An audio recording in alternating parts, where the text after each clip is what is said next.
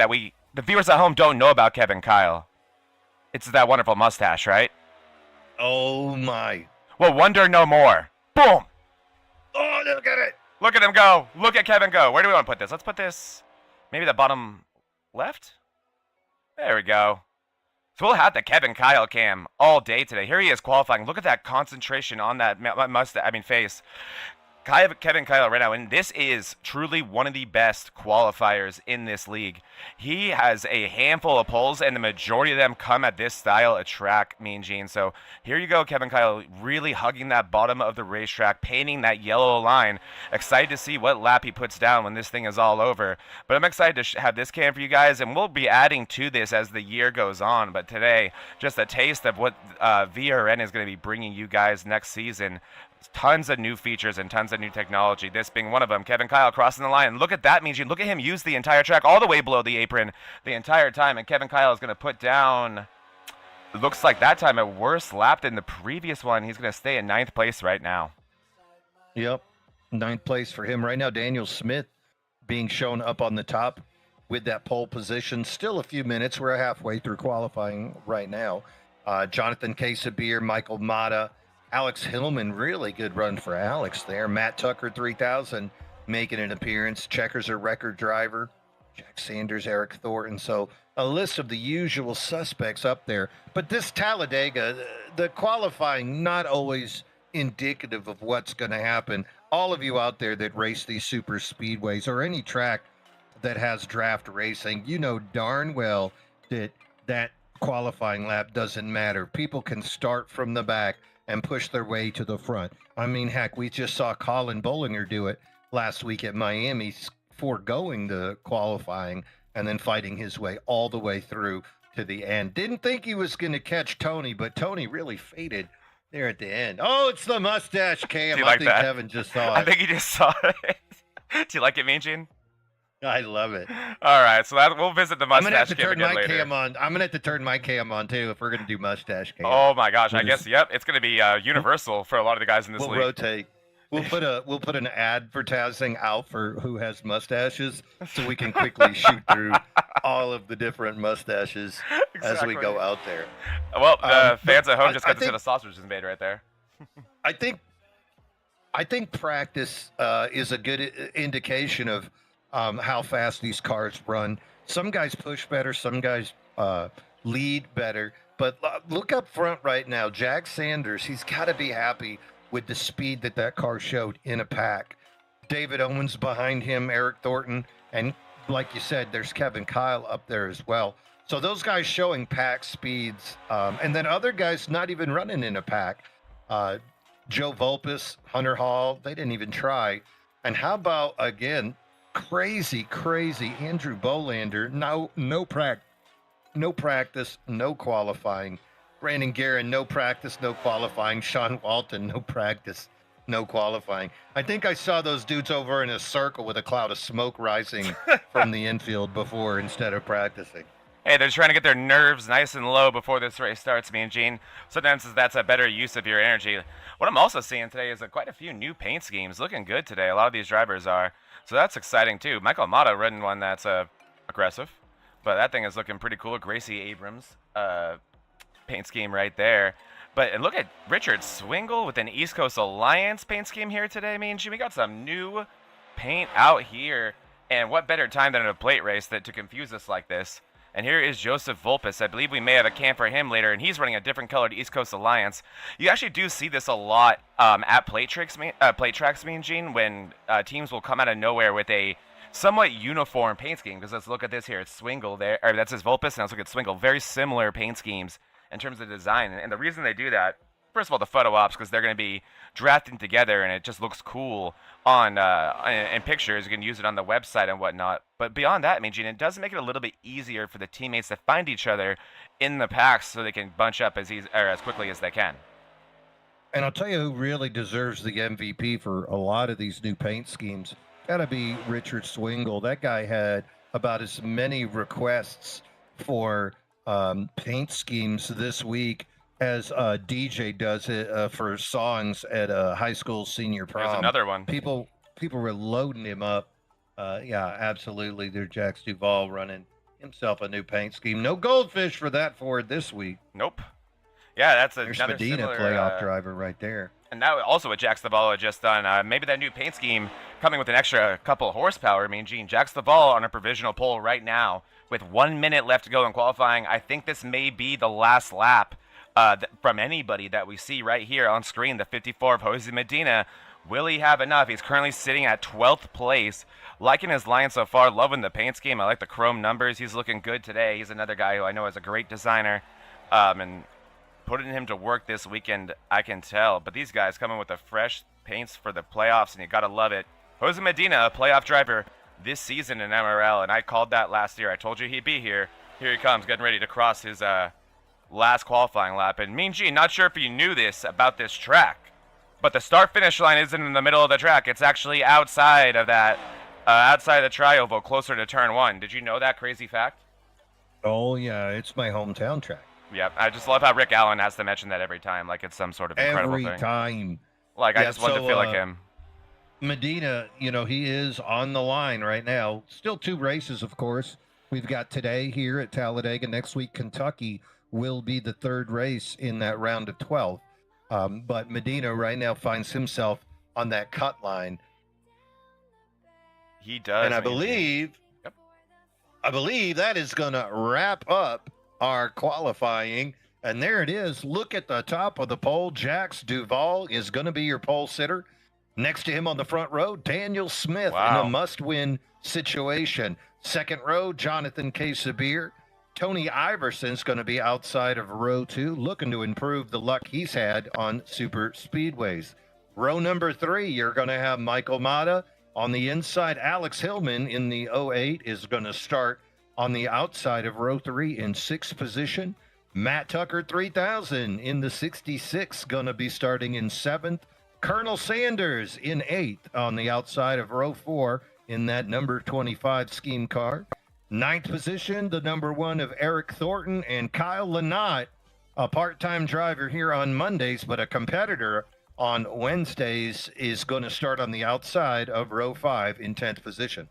In 11th place, great qualifying effort from the Daily Drivers Inc. driver of Hunter Hall. Jose Medina going to be in 12th place, playoff driver right there. Steve Lewis, 13th place. Keep your eye on that guy. Loves these play tracks. Kevin Kyle, uncharacteristically not excellent qualifying effort from him in 14th place, but I say that and he's still less than 1/10 of a second, Mean Gene, from the pole time. 15th place, Brandon Guerin. 16th, Joseph Volpis. 17th will belong to Richard Swingle. 18th, Colin Bollinger.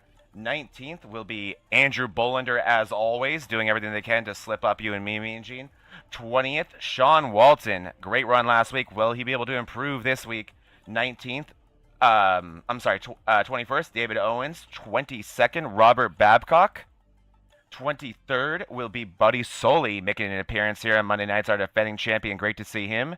24th, Matt Novella. And 25th, John Beverly. And Mean Gene, I neglect this man all too often, and I forget we pay him anyway. But let's make sure we get our money's worth today, right? Pull it out. Pull it out. Let's do it. And now, race fans, for the most famous words in motorsports, the star of Universal Pictures movie, I now pronounce you Chuck and Larry, Kevin James. I just got 3 things to say. God bless our troops. God bless America. And gentlemen, start your engine!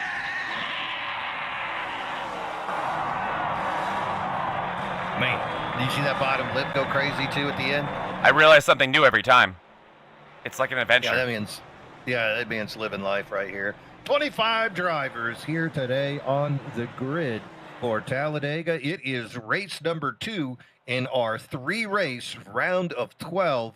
Drivers trying to set them up in a good position before they go to Kentucky next week. Right now, though, I would say all eyes are going to be on that MC Motorsports battle against Mopao. Mopao wrecked out, it seemed. MC Motorsports kind of wrecked out at the last Superspeedway, and Mopao took the advantage there. Daniel Smith kind of vanished late, but you remember seeing him and Andrew Bolander hooking up throughout that race. Right now, Mopao kind of split up. So it's going to be interesting to see just how quickly all these teams are going to end up pulling together. Now, today we are going to have a 75 lap race. And so there will be stage points awarded at end of lap 38. No caution, though. They will continue to run green here. The pace car getting ready to... Oh, he faked me out. Did you see that? Yeah. He's coming off me, Gene. Here we go. All right, so pace car out of the way. We got our eyes on Jack Duvall. He is on the inside in 84. He is going to be your lead car waiting for Barney Flag. And there it is. The green flag is off and we're live here at Talladega Motor Speedway. Jack Duvall on the inside. He's getting a good push from Jonathan Quesabir. Outside, though, look at Iverson in that grave digger, pushing on Daniel Smith in that Pennzoil. Side by side by side, Titan fast, just the way we like our Superspeedway racing. Iverson trying to push Daniel Smith. Look at Quesabir on the inside as they go down the backstretch. Daniel Smith in the outside lane with an advantage. I was looking at that top four, me and Gene, and one thing that immediately stuck out to me was the aggressiveness of those guys between Daniel Smith, Tony Iverson, Jax Duvall, and Quesabir, all guys who have these races circled coming into the season, doing a great job early on, but I figured they'd be very aggressive, wanting positions early, and that's exactly what we saw. Tony Iverson off to second place. Daniel Smith, though, going to lead the first lap, doing what he needs to do to advance in these playoffs. You saw that outside lane slam down Daniel Smith and Tony Iverson both to the inside as they now lead on that inside lane. 6 cars, single file before we see the side-by-side action of Matt Novella and the 25 of Jack Sanders. A little bit of swerving. How long will they stay in line before things start to happen? Ooh, Duvall poked his nose out in front of Quesabir. I wouldn't do that if I was you. Michael Mata poking his nose. And here we go. Sanders with some help. He's got Kyle Lynott and Jose Medina, the playoff driver, on that outside trying to make it work. But right now, look at the inside lane, getting the tires heated up and just seeing how fast. Ooh, Matt Tucker almost goes below Mata, let off. Remember, Tucker, part of that Checkers or Wreckers team, he's only going for trophies. And there's Duvall. It's going to get spicy. Me and Gene, we are already seeing some really aggressive pushes, like you like to call them smash draft, as they're happening left and right through this field. It's been super, super intense to start this race off. I think a lot of drivers thinking this is a good time to advance your position, and you are taking the words out of my mouth when it comes to that inside lane. Very dominant to start this race. I'm really going to be paying attention to how many people are going to want to even have faith in that outside. We've seen it happen all season where the one lane seems to become dominant and drivers quickly lose belief in that lane's ability to get them to the front of the field. Let's see if they can make this front line work. Jack Sanders trying to be the outside line police right now and move Jax Duvall to the front of the field. Daniel Smith and Iverson got a big lead, but now it's closed up. Look at Lynott on the outside. Nobody went with him. There is no third lane, Kyle. Come on back down. Meanwhile, up front, Smith, Iverson. Behind them, you can see the 08 of Hillman side by side with Jax Duvall. Right now, you can see high side hustlers working with Team Mopao on that inside lane. Oh, and look, it's getting spicy outside of Duvall. And right behind him, look at Jack Sanders with that number 25. I think he's running a police car scheme. I love it. Yep, that's what I called him, the top line police. I mean, you can try to give him a nickname early because that is one badass paint scheme. I like how that thing looks. It's clever. And no 25 on the side of it, but right there on the top. And look at that. He's making the top line work.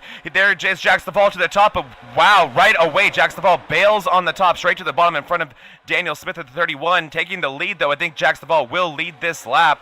But that was curious to me, Mean Gene. One thing that very much stuck out was just how aggressive those pushes had to be from the 25 of Sanders. Duvall never one that's shy to take on those very aggressive pushes, but man, they were big, Mean Gene, and it's what it took to get that car up front.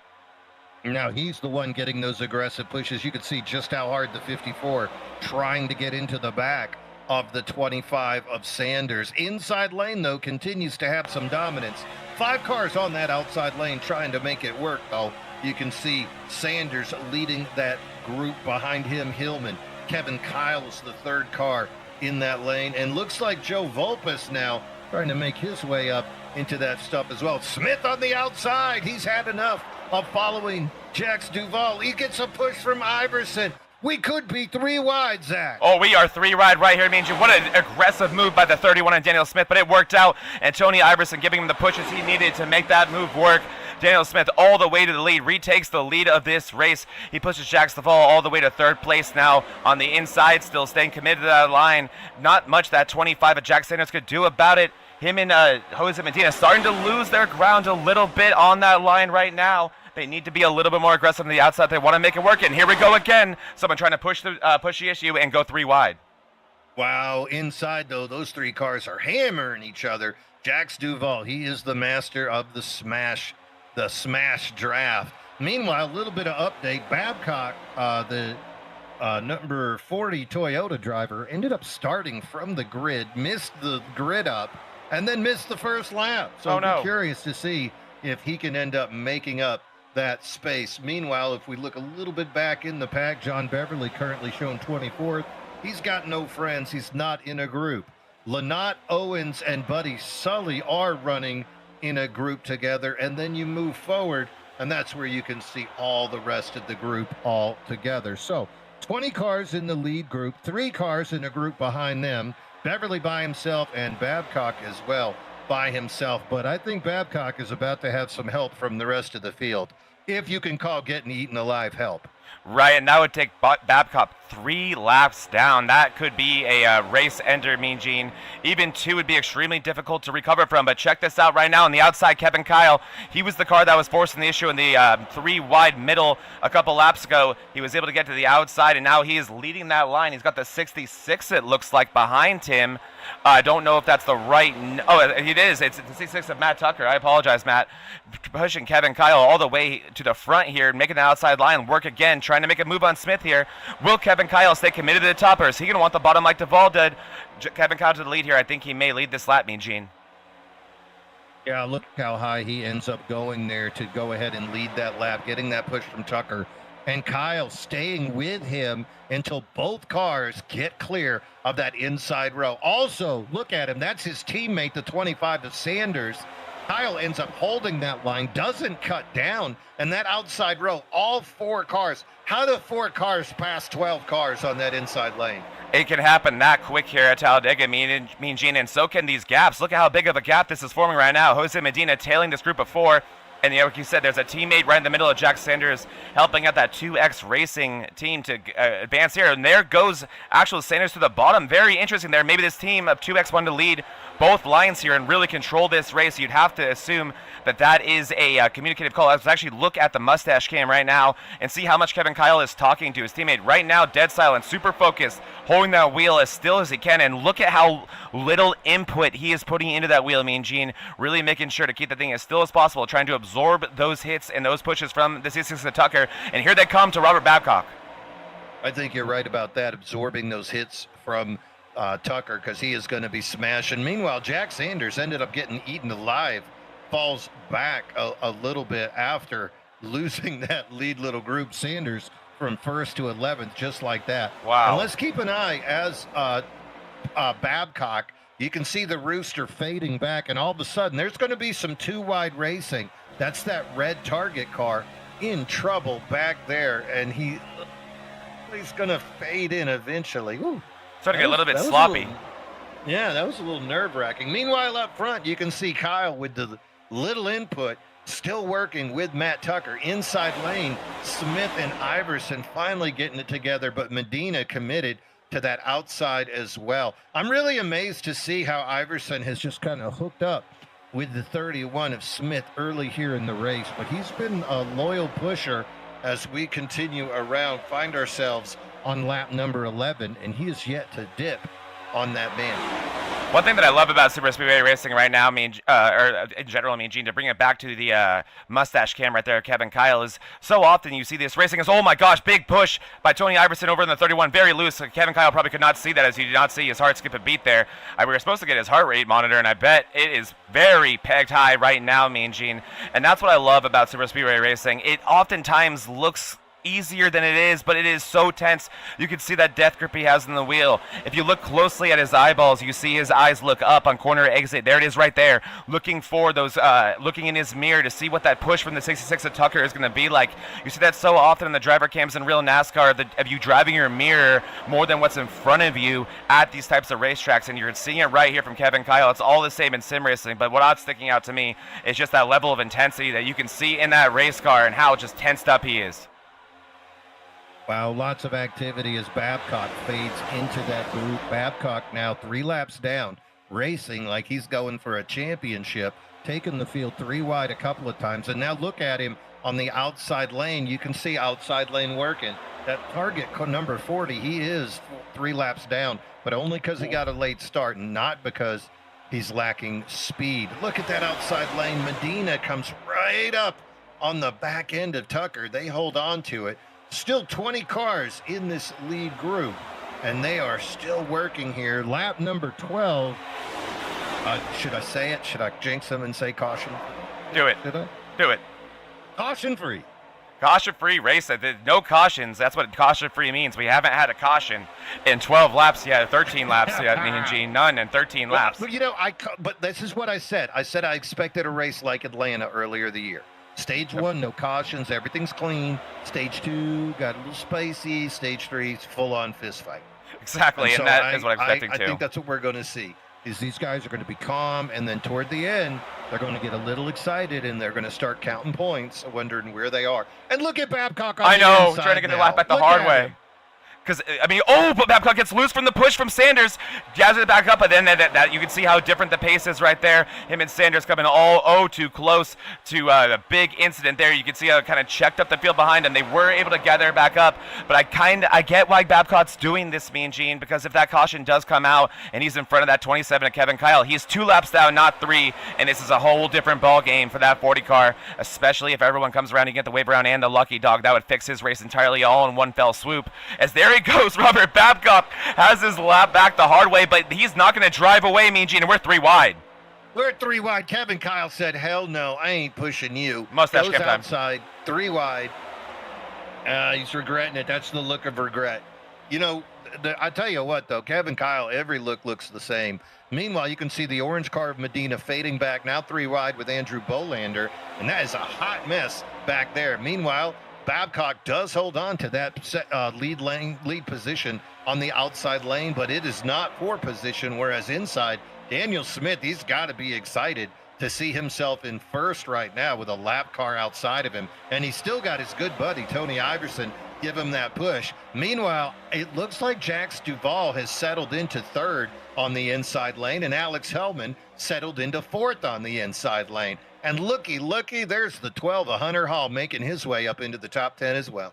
Yeah, we're seeing a lot of comers and goers. And Hunter Hall, 7th place right now, doing a great job being patient. He's been using the outside lane, or inside lane, He's been staying committed to it. Now he's going to get linked up with his teammate of Alex Hillman, the Daily Drivers Inc. teammates, linked up on the inside, pushing Jax Duvall in front of them. And one driver, I was going to say, we did see a little bit of calming down from a lot of the guys in the field, but one guy who never did was that 13 Tony Iverson. I saw him think about 3 wide multiple times, last second bail out of it, and I think we're about to see Iverson make an aggressive move to take the lead of this race. He is showing what is all too familiar out of that 13 car at these Superspeedway races, Mean Gene. And all year long, we've seen him using that front end. No!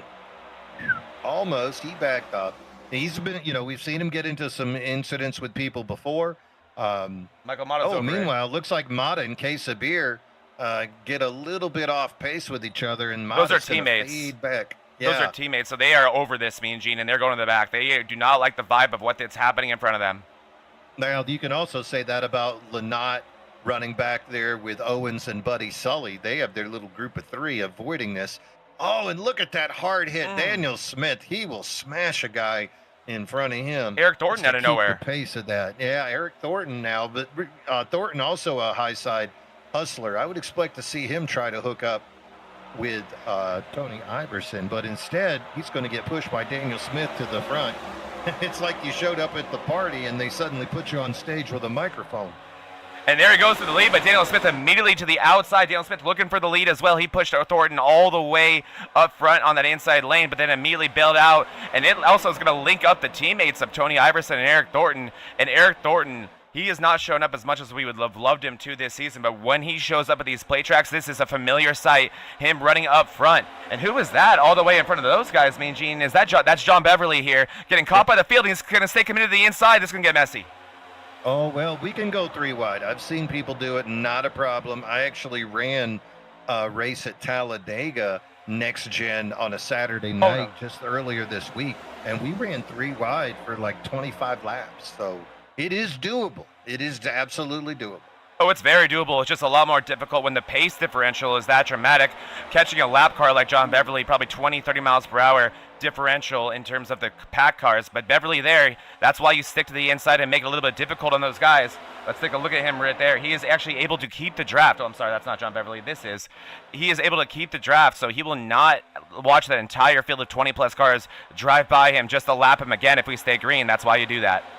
Yeah, I've had that happen to me. That is absolutely painful. Crushing. Beverly still fades to the back of that group, but you can see him now hooking up with Steve Lewis and Jonathan Quesabir.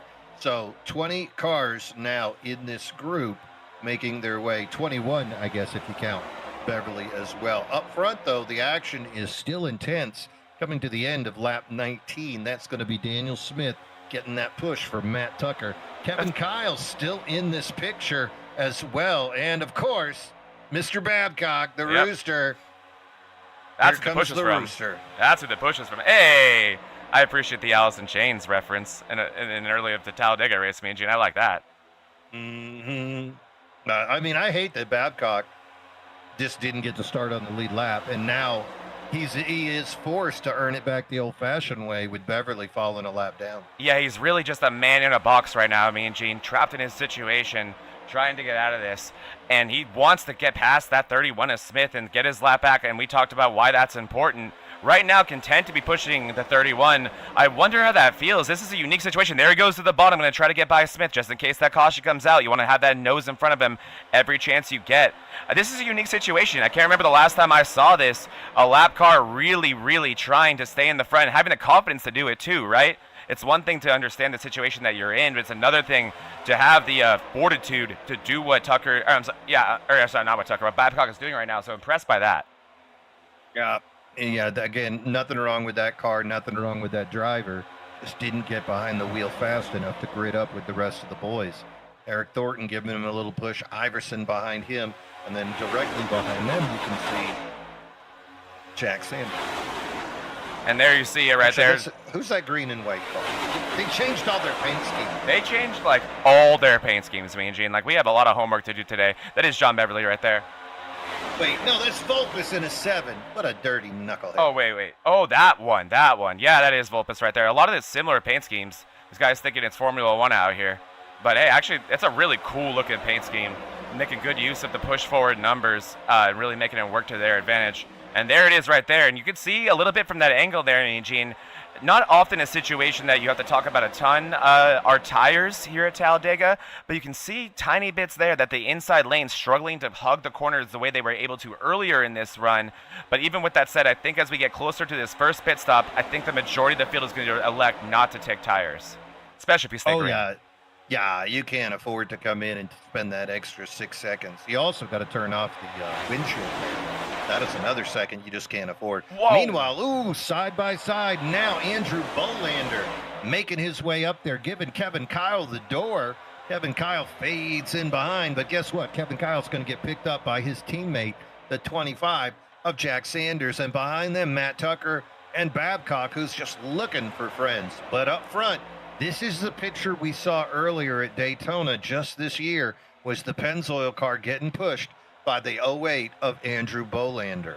It happened early in the race. We saw Bolander fade, but we saw Daniel Smith continue on his way to that win. Remember, Daniel Smith is that playoff driver who missed last week at Miami and really needs that win. Won at Daytona, fast as all get out on these super speedways, and proven once again that he could be the guy to beat here today. Teammate, Mopao teammate pushing him, and then behind them, Kevin Kyle. Kevin Kyle made his way, though, into the playoffs on the power of that win at the iRacing Superspeedway. So Kevin Kyle knows how to win on the fast tracks as well. You saw right there that last lap. Every time we've had the mustache cam on today, Kevin Kyle has looked dead silent, dead focused. But that time right there, and there it is again, talking to his teammates. I think they're talking about two things right now, me and Gene. When to make that move for the lead together, because that's Jack Sanders, his teammate right there behind him, and the 66 of Matt Tucker, another car they've worked very well with so far in this race today. And also, when are we going to pit? They're probably trying to think about that right now. Make sure the rest of the team comes down with them. A lot that needs to be discussed right now on top of, racing. Racing, exactly. Outside lane, Medina finally trying to make his way back up in there, dropped out of the top 10. Oh, he forces it in, almost wrecks Iverson. That's the Medina we know and love. Jose Medina with an aggressive move right there. One of our playoff drivers. He's going to try it again. Oh. Does it again. I think that was maybe more of a side draft or maybe showing his displeasure towards something. Jose Medina, I think, a little bit desperate to get on the inside lane and stop losing positions. He had worked so well to get to the top 5 there and now losing all of it because he has no help on the outside lanes. It's starting to get simple. He's trying to put in there the 07 of Volpus and him just not quite clear. That's the gap he needs. And there he goes. Jose Medina getting the inside. That was a big moment for that 54. I'll tell you what, Medina was damn intent, and he wanted the entire field to know what he was up to. The 97 of Richard Swingle backed off, said, you know what, pal, you do you. I don't want anything. It's too early for that kind of crap. If I'm Joe Volpus, though, I am spicy inside that 07 car.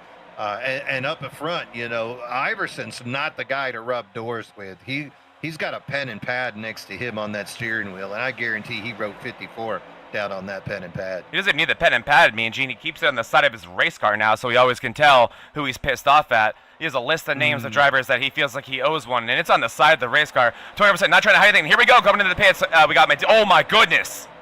It's gonna get crazy down there. Kevin Kyle leading a group of folks. Daniel Smith, Eric Thornton, Bolander, Sanders, Tucker, Medina. Boy, it's crowded. It is a lot of drivers coming into those pits, me and Gene. Here we go. Apologize for how long that took me to get us the good view, but here we go. Everyone coming in the pits, and I would wonder how orchestrated that was between all these guys. Man, thanks NASCAR. It's like we're in a Fox broadcast right now, and everything's behind the wall. A lot of cars in here. Oh, look at that! Jack Sanders is right side jacked up, so that means he's taking tires. Will he take them on the left as well? It looks like he will, and that's not tires from Eric Thornton.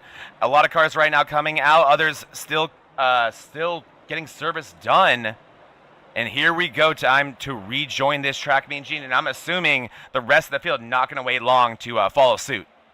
Looks like all of them except for one car. It looks like Colin Bollinger going to stay out by himself and going to turn 180-mile-an-hour lap while the rest of the field all comes in together. Maybe he thinks he can hook up with that second group. The first group that came in, Kevin Kyle is the leader of that group. Eric Thornton and him are hooked up.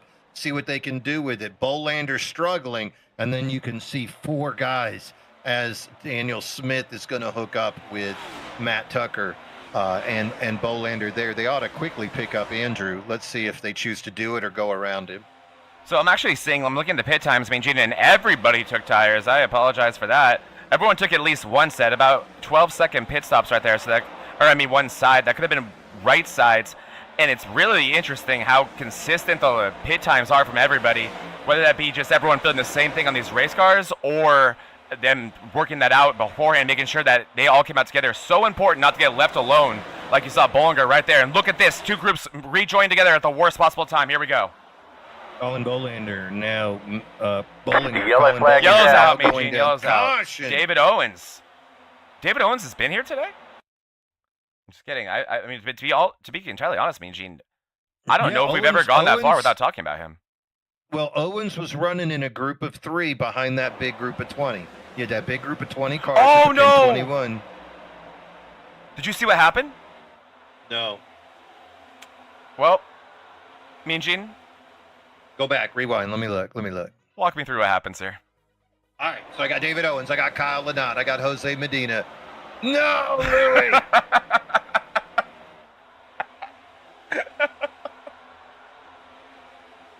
Oh no! Look at Oh Louis. no! Finish him off. We almost got it. Oh wait! Yes, Mean Gene. No, Well, not yes for them, but yes for this. All right, so we do have a fast repair at our disposal. And a T-bone moment of the race. God. I didn't mean I wanted misfortune for Beverly or Owens. I just was like, oh, we were so close to a T-bone moment, and we didn't seem like we got it, and then we did get it. But okay, let's look at this one more time. And yeah, and this is no shade to Steve Lewis. It is so easy to get loose, and you got to be all out, full throttle on the inside there, out of the pits, cold tires. Comes up ever so slightly into his teammate, one of his old teammates, David Owens. And Owens doing everything he can to get her back up, just not able to. And so far, it was okay. He almost got cleaned out by Lewis. Lewis able not to, but then, wow. Big hits. Spicy. Yeah, put some A1 steak sauce on top of that T-bone steak for sure.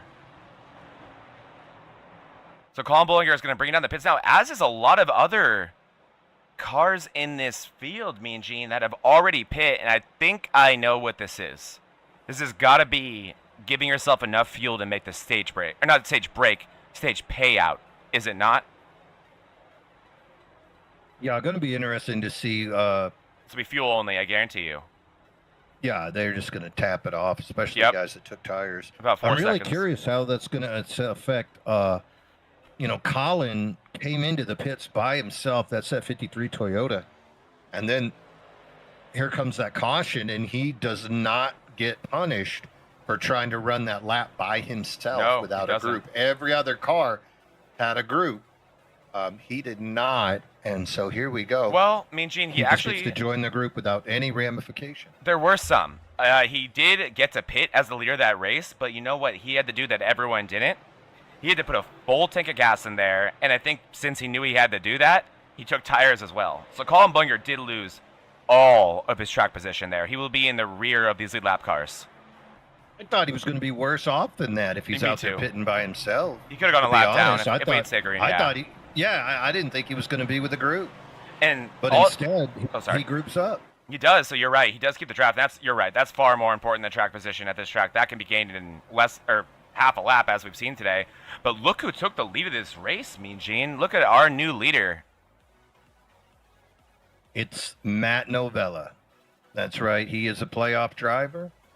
He's had some hard incidents on these super speedways, but right now, that DDI driver, that number 56, making his way up to the front. Right behind him, Joe Vulpes. Is that to be your front row? Jax Duvall, Tony Iverson, second row. Jose Medina, and that front bumper, they're still up there. And then Hunter Hall on the outside of row 3. So really fun to see different names up front, and I'm just waiting to see the usual suspects make their way up. If you're wondering where they are, Michael Mata and Jonathan K. Sabir, 8th and 10th. They're right behind each other. Oh, and a little bit more of Oh, wow, topping off here. splash and goes. A little more splash and go. Yeah, here we go. Alex Hillman going to top off here. I think Hillman was one of the cars who didn't come in initially. And I think what we may be seeing here, Mean Gene, is you look in your rearview mirror, you go, why are all those guys pitting? And then you realize why, and you're like, oh, actually, let me do that. No, I'm wrong. He was in that first group. So these are guys coming in again. That is how close this is, I guess, Mean Gene. I guess they're figuring it'll pay off down the road, or maybe there's a little bit of damage they need to get whacked on their car. Could be that as well. Good point.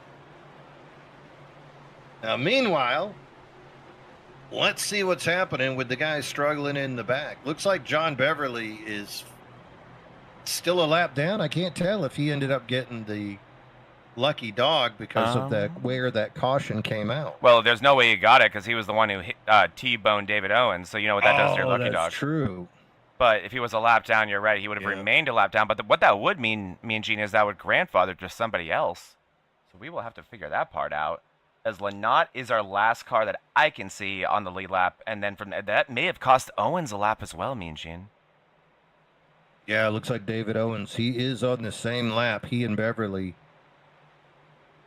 What about Kyle Lynott? Is he trying Last to get car on the around lead there? lap right now, yeah. Oh, I think he All right, was so inherited. yeah. I think he inherited the lucky dog there. Right, so that means Beverly and Owens are going to be on the same lap. All right, lights are off the pace car. We're keeping an eye on that 56 of Matt Novella. Going to get a restart here on lap 30. Novella choosing the outside lane. Joe Volpis is going to be on the front row with him, keeping an eye on that 07. And look at this. So you see all those cars single file towards the top of your screen right now. Those are all the cars who intentionally took a penalty to take that extra splash of fuel. So very interesting there, Mean Gene, and a whole new cast of characters up front.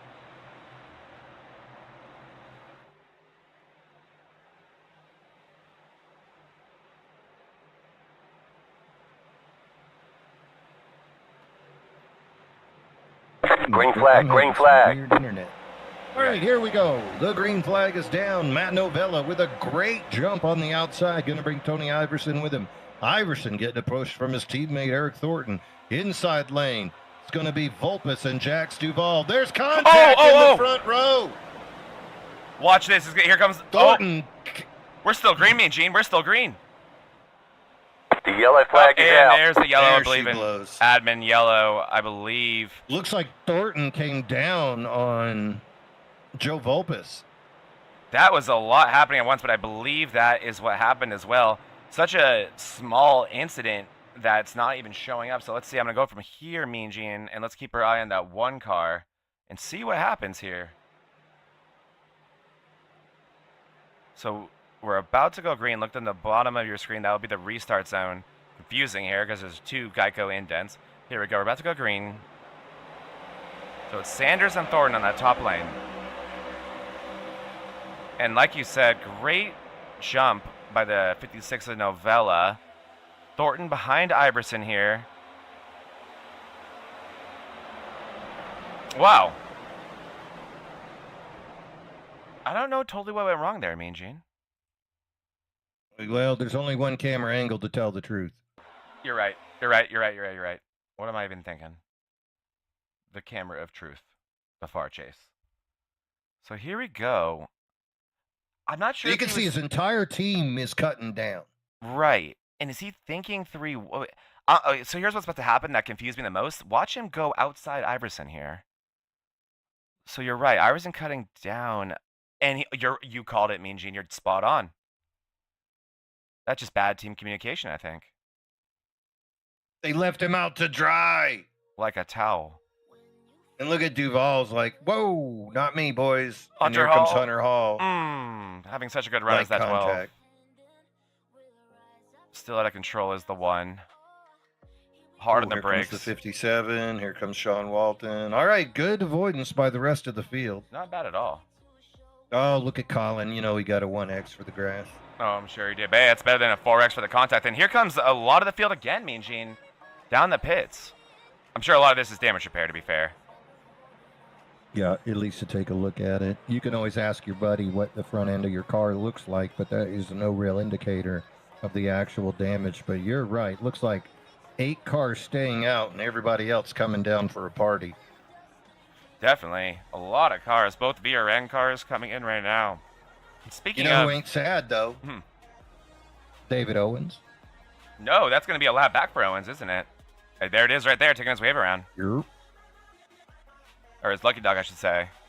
That pink, not Hooters, Tootsie's car of David Owens taking his lap back.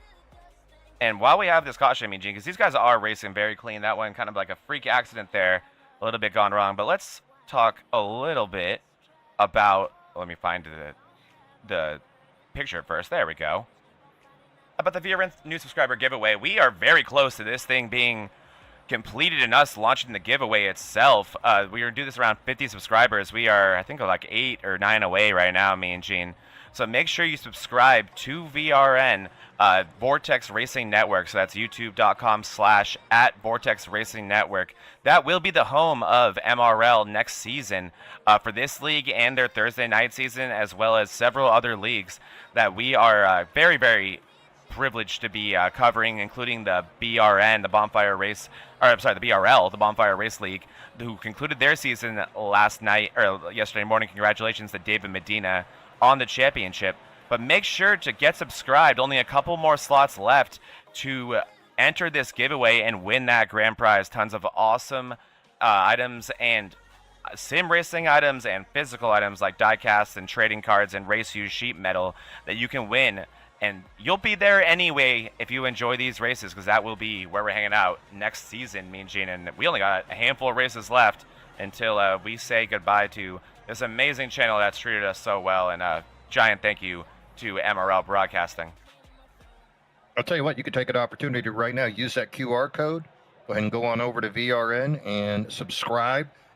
20 minutes after the conclusion of this race, we're going to have Inside the Mayhem. That is our post wrap-up show of the race.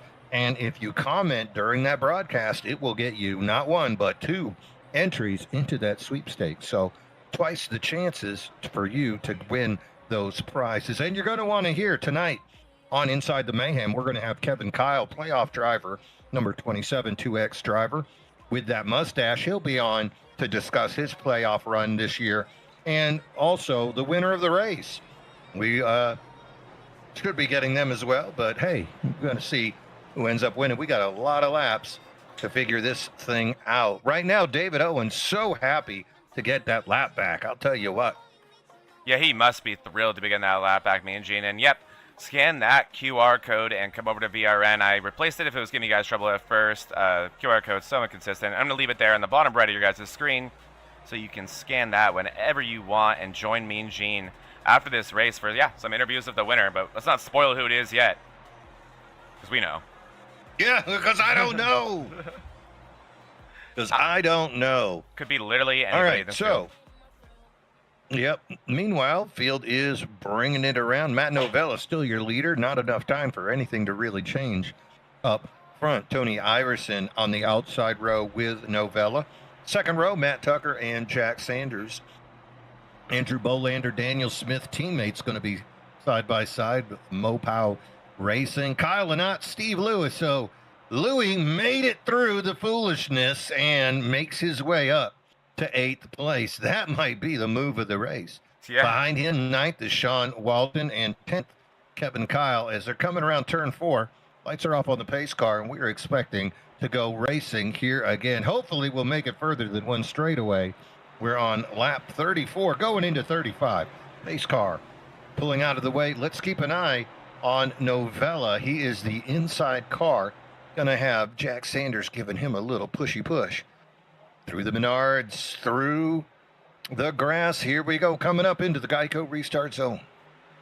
Green, green, green. Away we go. Good push there by that inside lane, but only 2 cars. Look at that outside lane. 3 cars connected. Wonder if Daniel Smith chose not to go on purpose, leaving a gap for Tucker and Andrew Bolander to get in. But Iverson fills that gap. Right now, Novella and Sanders with about a 2-car lead. But you know at super speedways, if you get too big of a lead, they're going to catch you right away. Here comes Tony Iverson.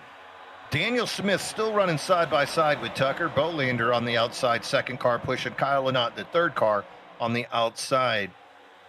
Slowly on the back stretch, going into 3. We're going to be side by side racing once again. Novella trying to make that inside lane work. Here comes Tucker being pushed by Bolander. They're going to take the lead.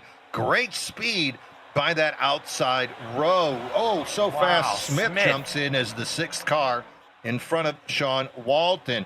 Continuing out of 4 through the Geico restart zone, Matt Tucker is going to lead lap 35. These cars very much prioritizing the top lane, Mean Gene, kind of flipping the script a little bit from earlier in this race. We saw the bottom line a little bit dominant to start this race, but now the top seem to be where these guys want to be. Matt Tucker and Andrew Bolander working amazing there together to capture the lead of this race, and leaving Matt Novella, the guy who controlled this restart, in the dust, about to be outside the top 10 is the 56, and that's just the virtue of that that bottom lane losing all their help. But here goes the 13 of Tony Iverson and the 31 of Daniel Smith to the bottom. Those guys looked like they were working together, not on the same team. I'm wondering if there's some new Discord relationships being made right there. And there goes Tony Iverson's teammate of Eric Thornton to the bottom as well. These guys trying to make the bottom work. Yeah, outside lane still seems to be the place to be for the top 7 cars. But behind them, you can see bottom lane finally forming up. Once Iverson and Smith almost 3 wide, you can see Sean Walton putting some aggressive moves there on Vulpes, pushing Vulpes back behind him. outside lane, still trying to make it work. Whoa. Oh, Smith with a little bit of a push on Iverson. Going to take it up high, get a wacko. 3 wide. Tucker. Sean Walton, And 3 I think wide. at this oh, Sean, what are you doing? It's too early, especially with Louie, you nut job. Look at Joe Vulpes terrified. John Beverly into the wall. This thing's spicy back here. It's getting crazy, Mean Gene. The stage points are getting ready to be paid out, and you can tell right now by the way these guys are driving. Actually, I believe this is the lap for the stage right now, is it not? No, one more. 38 One more. where it shuts it. It's going to be Daniel Smith, and we talked about how badly this guy needs points. And we said it's a must-win, but one thing that would really make things a little more simple would be winning this stage. He has the 66 and Matt Tucker pushing him right now. Tony Iverson also, wants those points. Bollinger dives to the inside. Tucker's going to go down there with him. It's going to be Tony Iverson and Daniel Smith versus Matt Tucker and Andrew Bollinger. Side by side, then you can see inside and outside has 4 cars all hooked up. Here we go, 10 cars all lapped together. Inside lane controlled by Tucker. He's got Bolander pushing him. Here comes Smith on the outside with the momentum of Iverson. It's a car length. It's a half a car length. They're coming up on the start-finish line. It is, or coming around of 3 through the Geico restart. It's gonna be. Oh, man, Daniels. Oh, and there's a big wreck. I believe that's Tony Iverson. Caution, yellow flag. Huge hits. Oh, no, Mean Gene. I thought that was Kevin Kyle. That was Kevin Kyle. You see the frustration. Look at that wheel and look at all that damage. Trying to get that thing back to the pits. Let's take a look at what happened there, Mean Gene. Yeah, his eyes. Those eyes went black like a snake. They told a story, did they not? Here we go. This is how quickly it can happen. Keep an eye on that 23 of Walton. That's that blue Bubba Wallace team. Oh, no. Oh, no. Kyle doesn't hit anything. Able to keep that car clean. So no harm, no foul for that 27, or that 27 race car, but he's not happy about what car hit him. I think the only car with a 2 in its number that's not on 2X Racing. Yeah, we had a chance to talk to Sean. We thought we had a kinder and gentler Sean, but right now, so far, he has been as aggressive as anybody else on the track. And there it is, Kevin Kyle going to pay the price. We'll see. Could this be the incident that makes Sean think I need to take a step back? Or is this the incident that makes him think I'm invulnerable? I got out of that without a scratch. Don't get in my way. So Mean Gene, this is not to pick on Walton, but these are the tracks where that 23 earned that reputation that we talk about a lot. It was the plate tracks. He made his debut, or not debut, but he recently started racing again close to full time in this league at this track a year ago. And it started right there in terms of being a very aggressive driver. His tendencies seem to come out at these plate tracks. So like you said, it'll be interesting to see how he absorbs what just happened and how he reacts moving forward. Well, and going back, I think it was Daniel Smith that took that stage. I think his name was correct. Shown on was my Smith. iRacing. And they wrecked right when they came across, and now they're going to all bring down the pits, which I think what these guys are going to be hoping the last time.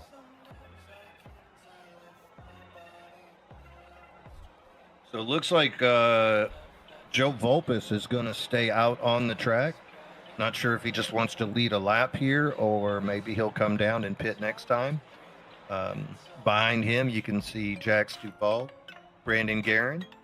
Lucky dog this time is going to be John Beverly. So Beverly not involved in that incident.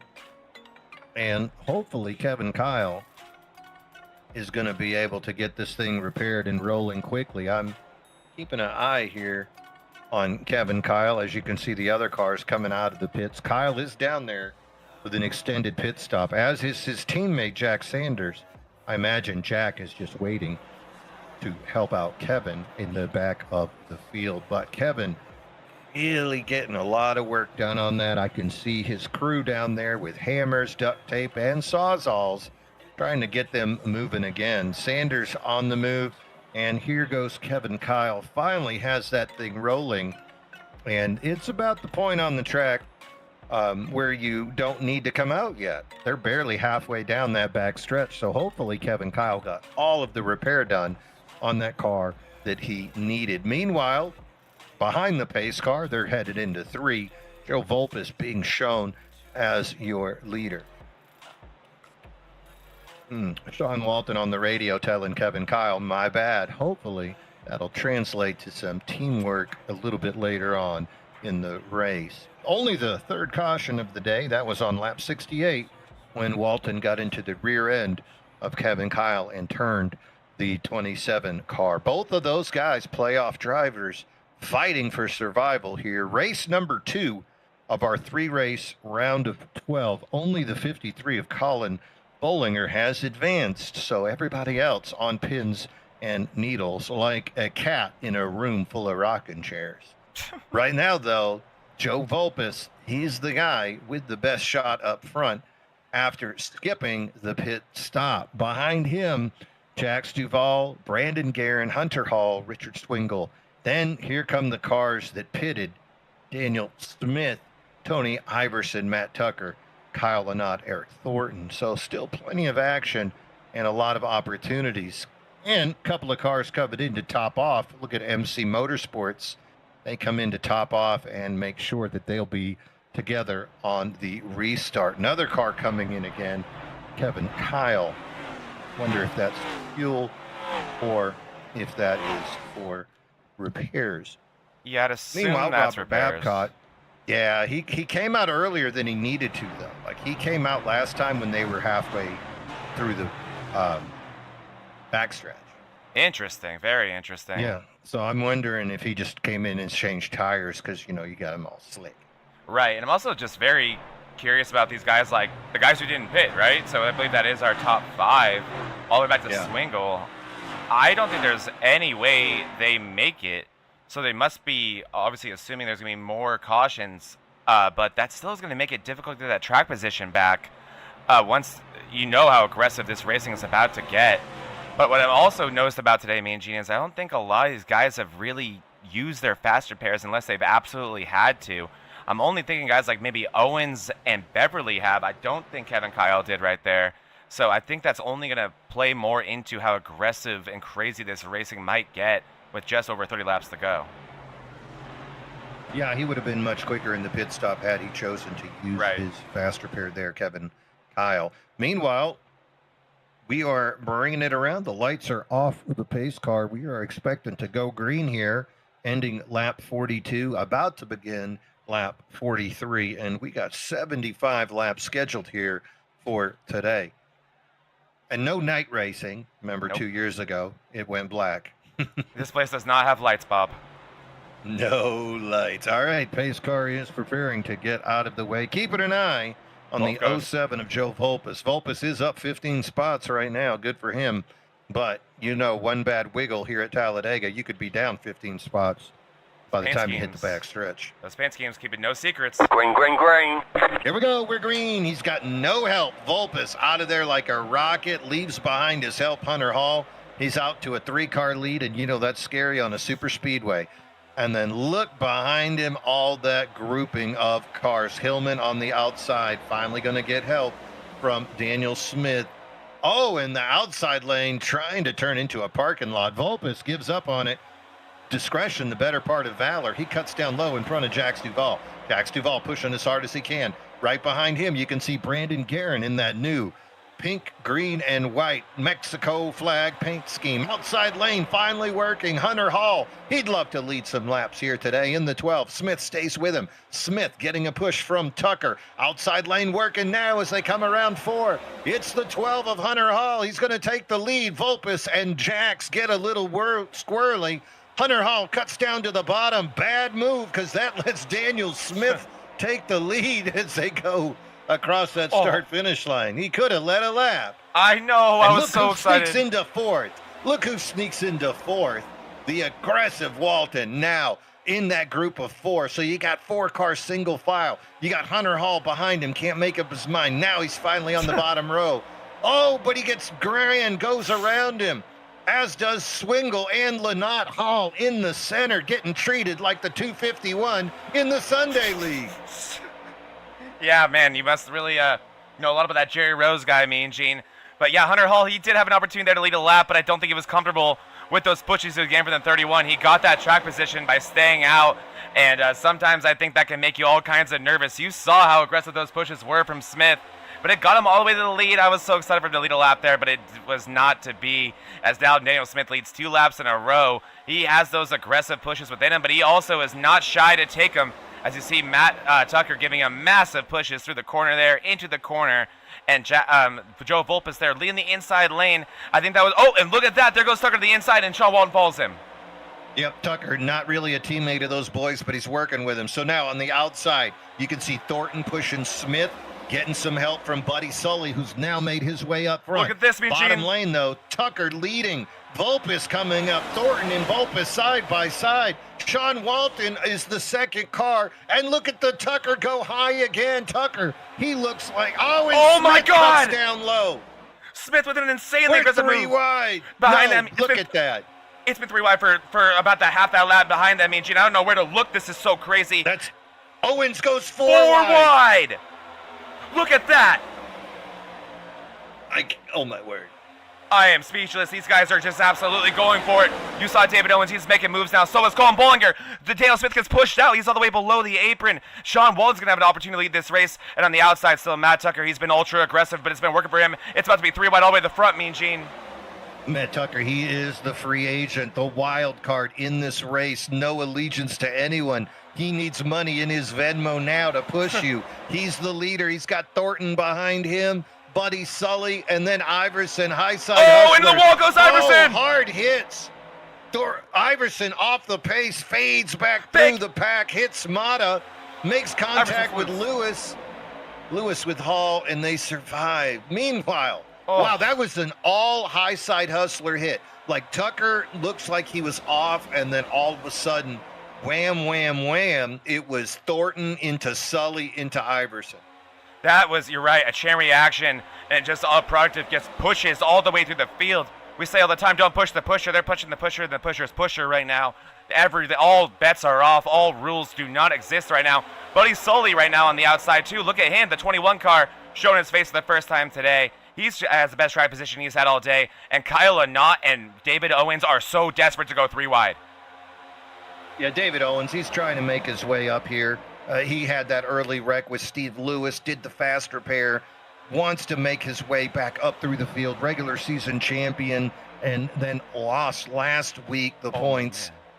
He needs points more than the win, but yet you can't tell that man this right now as he's 3 wide with Hunter Hall, trying to get Kyle Lynott to drag him around this thing. Meanwhile, up front, Sean Walton is your leader. To fall into the wall, Mean Gene.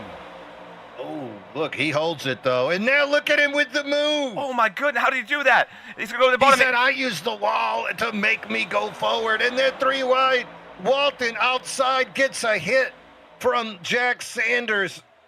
Matt Novella, the meat in the sandwich with no help besides Volpus way too far back. And these pushes are just absolutely unbelievable. And what keeps happening is there's no room to re-enter. You see a bad push, and it gets you about to line up, Mean Gene, and these cars think they can re-enter it. But no, that time has come and gone in a split second, and that's what's creating these situations time and time again. That's what's creating every wall hit we've seen. Has been a bad push, trying to re-enter, getting another one, and that one sends you in the wall. And Matt Tucker, ultra aggressive.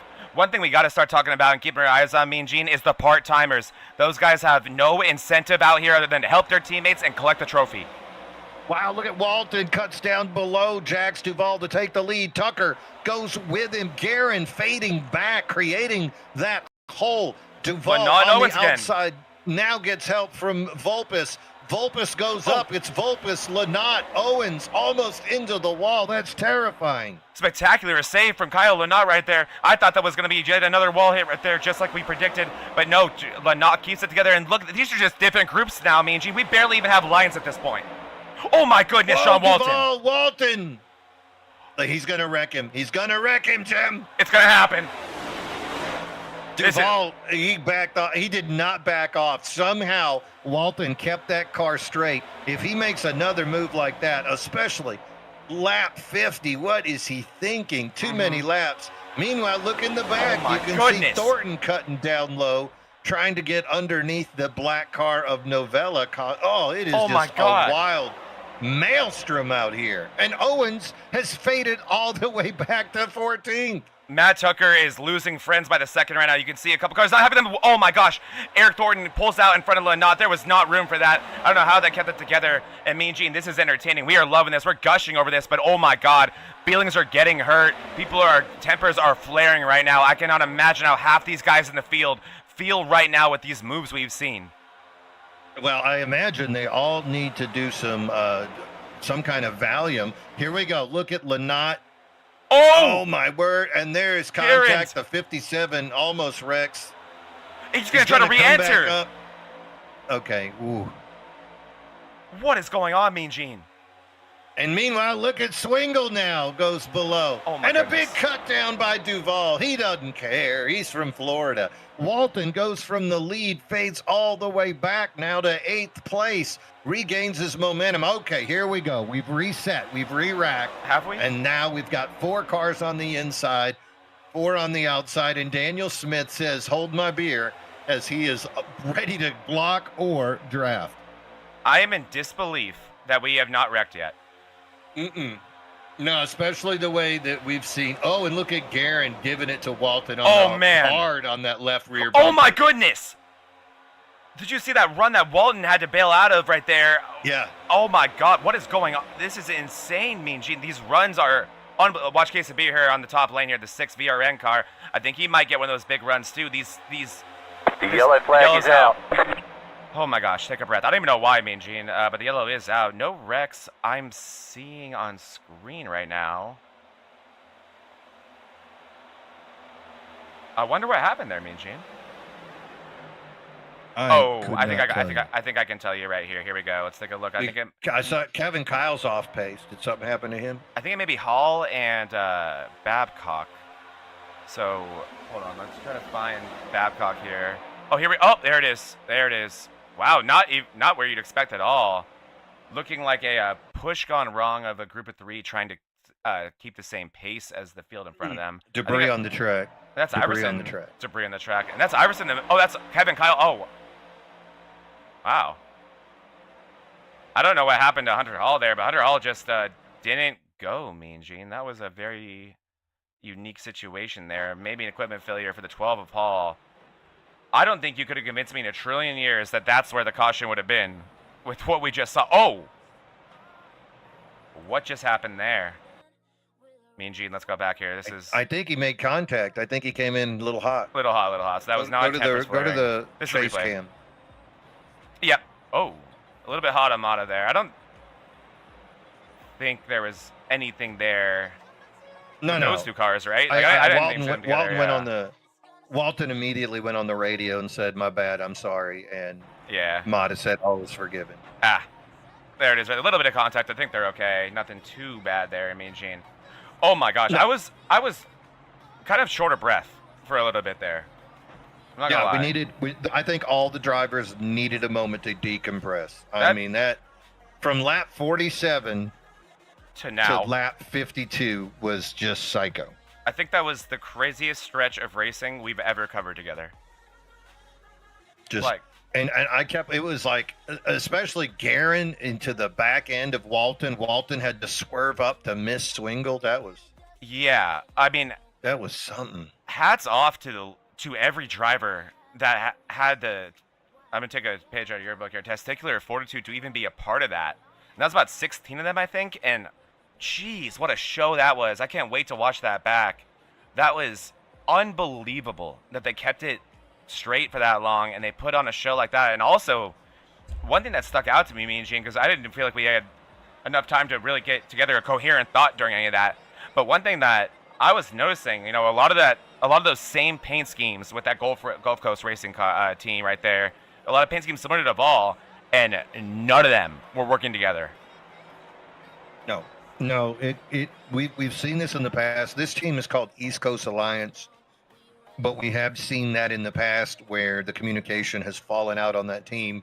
Who is the primary driver? No one knows. Some days Lynott's the fastest. Some days Volpus is the fastest. Sometimes it's Novella. Sometimes it's Owens. Could be Swingle. When they run, it's Gulf Coast.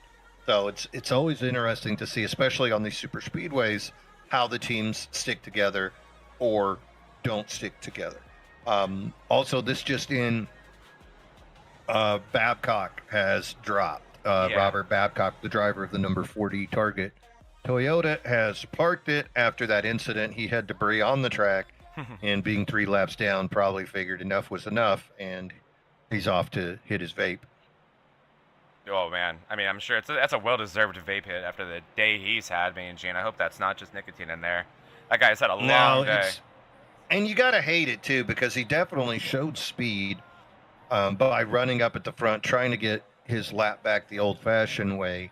But I think the drivers were treating him like a lap driver and not a normal driver, because he took some hard hits and was abandoned more than once.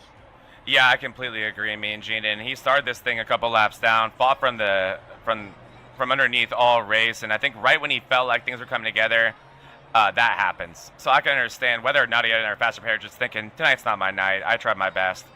And there is that beautiful VRN car of Jonathan Casabier. And that's someone who, besides the beautiful paint scheme that we have not talked enough about today, Mean Gene, Jonathan Casabier, he's a specialty racer when it comes to plate tracks. Just recently in this league, and it was on a Thursday night, earning his first non-plate track win. I think he had about 6 wins in this league, and none of them were on anything besides this type of racetrack. Casabier doing exactly what he's supposed to, running in 3rd place right now. Yeah, Jonathan, he finished 17th in the regular season. He did. Needed more starts to qualify, but always has a lot of speed when he comes into these tracks. That whole team of his, just full of vinegar. So again, here we go. We can look at some of our points standing people. Daniel Smith running fast all day long. Hillman and Sanders both having good days. Novella, Medina. So all these guys we've seen in the front at one point or another. The question we have to worry and wonder about is Kevin Kyle okay? We've seen him have a couple of incidents. And so can he make his way back up through Physically, he's great. into this hot mess? Kevin Kyle currently 7th in points. Hasn't Miley Cyrus or Britney Spears that mustache off yet, so physically, mentally, I think he's doing okay. Just has to get that 27 race car where we know we can get it. All right, so He's still smiling. the calmer drivers, Jax Duvall and Sean Walton, that's the front row. That's a funny way to describe calmer drivers. Notoriously calm drivers. Notoriously calm drivers. And behind them, notoriously cautious pushers, Jonathan Casabier and Eric Thornton. Agendas. All right, here we go. We're bringing it around to the Geico restart zone, ending lap 55, about to begin lap 56. 20 laps to go here. Green flag, green flag. Why is Walton like a million years behind? Walton cruising in the backfield. 3-4 cars are going to make it by him. Almost 5. He's side by side with Medina. Inside row, Duvall, Casabier, Swingle. Iverson finally jumps out of line, goes up front. Regrets it immediately as Medina's going to take over that 4th spot. No, Medina's a buddy. He's going to go up high with him into the front of Sean Walton. Sean Walton has some spicy things to say on the radio, but Medina don't care. Medina now falls victim to Iverson cutting down in front of Jack Sanders. So inside lane, 5 cars out in the open. Behind them, Medina trying to figure out which way he's going to go. And then Novella and Walton side by side. Medina finally cuts down. Now Medina goes back up. Walton says, I don't care about you. I'm taking it around the outside by myself. He's got Matt Tucker with him and Eric Thornton. Below, Medina gets Not passed clear. by Owens. Slams down into Joe Vulpes. Vulpes and Medina making contact. We're full wide. Mata touches Kyle. Mata into the wall. Kyle Caution, spinning. yellow flag. And this is the face of a man who's been wrecked at no fault of his own and 2 times in a race. I mean, Mean Gene, who is it Medina come down on earlier in this race that we said he cannot be happy about that?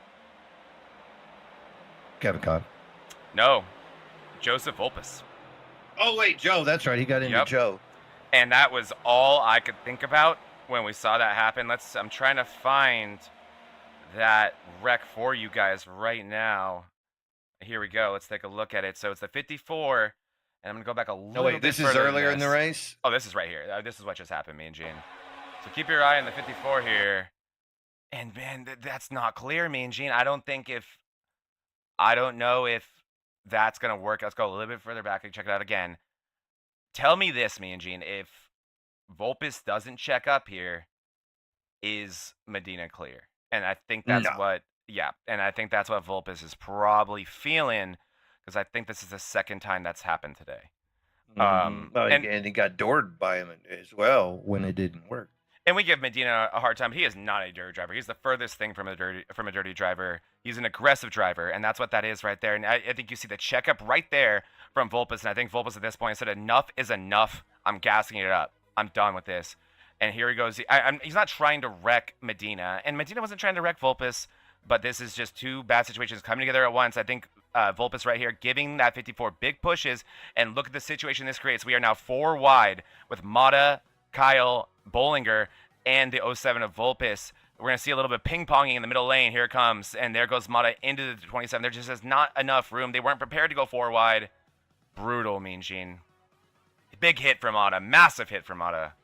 Yep, debris on the track. Minor debris. I can't believe Volpus made it through there. That it looked like he was about to get hit by Kevin Kyle, and then Mata tapped him again and kind of pushed him away and protected him. And again, not picking on Jose Medina at all, because one thing I said during that crazy run, and I was going to bring up during that run, but it didn't take long for it to happen, Mean Gene. First of all, like I said during it, while you and I were just loving it, enjoying it, I can guarantee you there were some hurt feelings during that. There were too many crazy moves, and I don't mean this in a bad way, selfish moves, to not have pissed off your fellow competitors, and I know going into that next run, those leftover feelings were still there. And then on top of that, Mean Gene, one thing that hit me as we were watching those guys racing in the beginning of that run, they didn't learn anything. They didn't face the repercussions for the way they were racing, which was ultra aggressive. It wasn't bad. It was just aggressive, but that wasn't where the wreck was, Mean Gene. It was way further back in the field in an independent single line so far away from them. They never faced any repercussions for going so hard for those 15 laps that we got to enjoy. So it hit me right there. I was like, they're going to do this again. Why they're wouldn't invulnerable. Exactly. They're invulnerable. I think if you get a big one there, maybe that changes the tempo a little bit, right? Yeah, because right now you're still thinking I'm in control. Exactly. I can see everything's unfolding in front of me. I'm in the zone. I'm driving on it. It worked fine last time. And so, speaking of those drivers, let's look here. Jonathan Sabir has now made his way up into second. Haven't seen that guy be aggressive, really. So he's made his way up here through a slow progression. Richard Swingle, another guy, haven't seen him do any crazy things. Richard's in that orange and white 97. Been pretty patient, pretty calm. Tony Iverson, he had a little bit of early excitement, but I think he's kind of settled in. Sean Walton, we've seen him make some pretty aggressive pushes and some pretty aggressive moves through the track. Jack Sanders has pushed hard. Haven't seen him move into the damage, into the spots, but I definitely have seen him push really hard. Who else is on this list? Thornton has pushed hard. Medina has had some close incidents. Tucker has been a heck of a pusher. Oh, yeah. So we'll see. We'll still have to see once we get the restart. Interesting choices, though. Daniel Smith did pit, finds himself in 19th now. He's got to make his way back up. And then look back, Joe Volpus goes to lap down. Yeah, Volpus, I'm assuming, may have already used the fast repair earlier, Mean Gene, so that's the only reason I can imagine why he would go a lap down. But yeah, Volpus, a playoff driver, not able to afford a race like this right now. So he's going to need another caution, and the way the boys have been going at it, they might. Now remember, my early prediction was starts off calm, becomes a fist fight. God. Here we go. Buy a lottery and ticket it's also tomorrow, been the record. It's also been the record. Daytona, 12 drivers walked out of that thing with penalties. So not a surprise to see some levels of aggression rise. All these guys can win. If you're at home and you're a racer, you can win on a speedway. Maybe at Homestead, you don't know where to brake or your tires wear out too soon. Maybe at Kentucky, you have trouble coming out of 3 and 4. But here, it's just hammer down, and you could win. And that's what all 20-something of these guys on the lead lap are thinking. Yeah, 1,000%, Mean Gene. I mean, as a broadcaster, I circled these ones on our schedule because I'm always so excited to be in the booth with you for them. But as a driver, woof, these ones are ones you dread a little bit unless you're one of the guys who, just hasn't been up front all season. You are excited for these ones because all bets are off. Anybody can win this race, and you could be in 20th place with 1 to go, and it's not all said and done. But you also see a lot of guys with this specialty of this type of racing style able to always be up front here, and right now, no exception. That top 5 guys that we always see up front at these plate tracks. But we're going to have 15 to go here, me and Gene. We're getting close to shootout territory, but man, we've seen the level of aggression. Yep. Also, storyline, Bollinger and Vulpes are a lap down. That ought Wow. to be curious in the back. Bollinger Here we locked go. in. Jax Duvall is your control car coming up to the Geico restart zone. That Green outside flag, green lane flag. is really dragging, and away they go. Outside lane just didn't go. Inside lane, Jax Duvall with control. He's got Swingle with him. Now, Case of Beer trying to hook up with Iverson and Sanders. Sean Walton and Tucker, that's the 3rd and 4th car on the inside row. Outside row, though, now has Novella, Owens, and Medina pushing. Outside row going back 7 cars deep. Inside row, 11 cars. Outside row wiggling still. 2-car length lead for Jax Duvall as they go down the backstretch. Swingle trying to push. Walton trying to push. Walton lets off rather than crash Swingle. Good job, sir. Outside lane, here it comes. Finally, Case of Beer. He's looking to lead a lap. He's got Iverson pushing him. Look at the speed of the outside lane. Jonathan Case of Beer, the number 6 MC Motorsport driver. They're 4 car lengths ahead of the inside. He's going to lead a lap. Meanwhile, David Owens now leading the outside. Walton gets into Bolander. 3 wide. Lewis, Tucker, and Sean Walton. Bolander in the middle as well. This thing's a hornet's nest. We are right back to where we left off for the past 20 laps, me and Gene. All chips are on the table, and these guys are absolutely going for it. Really curious to see Jonathan Case of Beer use the outside with Tony Iverson in the 25 of Sanders to get that lead, but then immediately wind the bottom, now using that to control this race. But behind them, you have a bunch of guys desperate to go 3 wide, including David Owens, Bolander, Tucker, Medina, and Swingle. Swingle doing a great job all day today, keeping himself in this thing, giving himself the best chance at this. That inside lane starting to drive away a little bit, me and Gene. And one thing quickly I want to touch on, I don't know if there's tar on that outside lane or what it is, because you saw me hear about or freak out about Sean Walton last restart, and not a much better story there today. Horrible restarts from the outside lane all day today. We'll have to see if we get in a restart how much that will play in, but right now, Jonathan Case of Beer, the guy we talked about to keep your eye on, who loves these type of racing, loves these play tracks, knows how to win, for 13 laps away from yet another trophy at a play track, as he's going to try to take the outside now, 3 wide. Look at this now, 3 wide outside 4. Case of Beer. He's got Oh no, Iverson oh pushing no, him. There's Medina, contact. Swingle, Yellow flag. no. Novella, Kevin Kyle, Glenott, Sean Walton, the 2 of Shelton. There are so many cars involved in this one, me and Gene. Very many Buddy of them Sully playoff came drivers. in like a wrecking ball. Oh, buddy. A lot of beautiful race cars destroyed in that one, me and Gene. A lot of Let's beautiful look race at the cars. 23. Let's go back at that replay and just keep an eye on the 23. Oh, let's do it. My pleasure. And man, I always tell you guys what my data looks like. There's a lot of crashes on it right now. No problem finding this one. Let's take a look. I think this was a multi-part wreck, me and Gene. Here we go. And let's see where this one even started. I'm going to actually keep my eye on Lynott to start this. Actually, you said Walton, right? Let's look at Walton. Yep. Yeah, I'd look at the 23. Also, it looked like Vulpes was ahead of Bollinger to get the. No, look at Novella off the racing surface. So already a moment, and here comes the 4 wide we talked about. Oh, I mean, everyone here just desperate to try to figure this out. You see Alex Hillman there on the top as well, and there's this. Oh, how did he get both guys? A 2-for-1 special, but not the type we like to see, and you know what we got to do here. Oh, Novella. It's a DDI murder. It's a DDI massacre. It's a DDI massacre for sure. Do you have any idea? What did Joe Exotic say? The repair bill's going to hurt, Yeah, buddy. I don't know if I can afford this. It's going to financially ruin me. So here we go. Oh, you can't put this one on Sean Walton, can you? No, look at that. They came in together and wrecked him. That was adorable. Oh, poor Matt Novella. Oh, my word. It's like both of them said, let's kill Sean at the same time. Literally. Wow, and the Red Sea is part for Eric Thornton, but not so much for Kevin Kyle. And, oh, that's Daniel Smith, Mean Gene. That's Daniel Smith on the inside. Wow. That's a and then Sully comes in and lifts Buddy. the rear end of the 23. Buddy And Sully. there's a T-bone. Yep, let's get it up. And it's the Buddy do Sully it. special. Wow, Buddy helps. Buddy drove him to the Golden Corral buffet for that T-bone. He's like, you're getting this whether you like it or not. And look at Swingle. Did I do that? You didn't, Richard. Don't worry. Wow, Mean Gene. We were waiting for the big one, and we just got it. Yeah, that was something right there.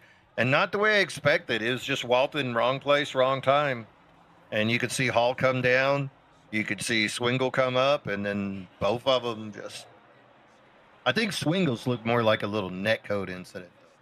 Yeah, it was... I mean, I think a lot of those guys... I mean, no one wanted to hit anybody, but a lot happening at once there. A lot of lines coming together, and a lot of disorganization due to the incident in front of them, and they were just trying to work their way through it, and I doubt that'll be the last time we see that today. I think we'll go green with about 9 to go here, but I would not be surprised to see that again.